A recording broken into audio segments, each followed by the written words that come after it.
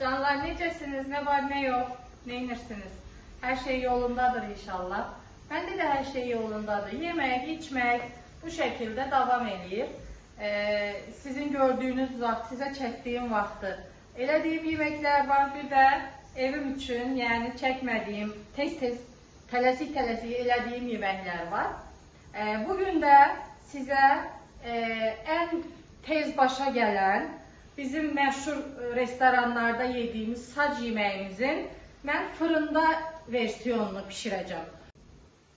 Bu sac yemeğimizin hazırlanması çok asandır. Esas erzaklarımızı kuşbaşı şeklinde doğrayırıq. Gel.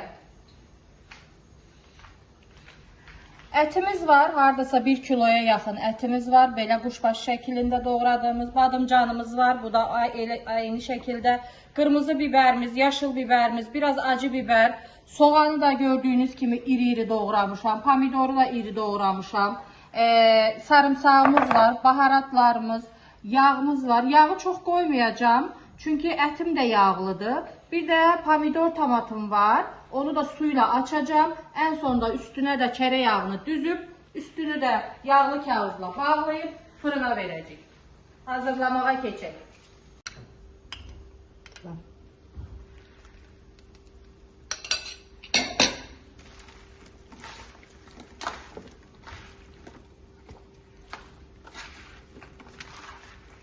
Bu şekilde hamısını birbirine bir güzel karıştırırıq. Böyle yaydıq tavamızın, fırın tavamızın içine. Biraz böyle üstüne parçaladığımız tereyağını koyuruq. Daha sonra yağlı kağıdımızı ısladıp üstüne serəcəyik.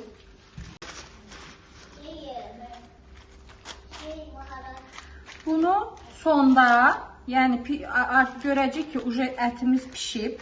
Ondan sonra bunu üstünden kağızı götürəcəyik, üstünü biraz kızardacaq. Belə yemeğimizin hazırlanmağı maksimum ben deyim 5 dəqiqə, siz deyin 10 dəqiqə. Vəssalam, bitti, hazır. Fırına atırıq, pişməyini gözləyirik. Sağ olun, görüşərik. Bu da yemeğimizin hazır şəkli. Nə ilə istəsəniz servis eləyə bilərsiniz. Yiyənlərə, pişirənlərə nuş olsun. Məni takip etməyi, bəyənməyi, yorum yazmağı unutmayın. Sağ olun.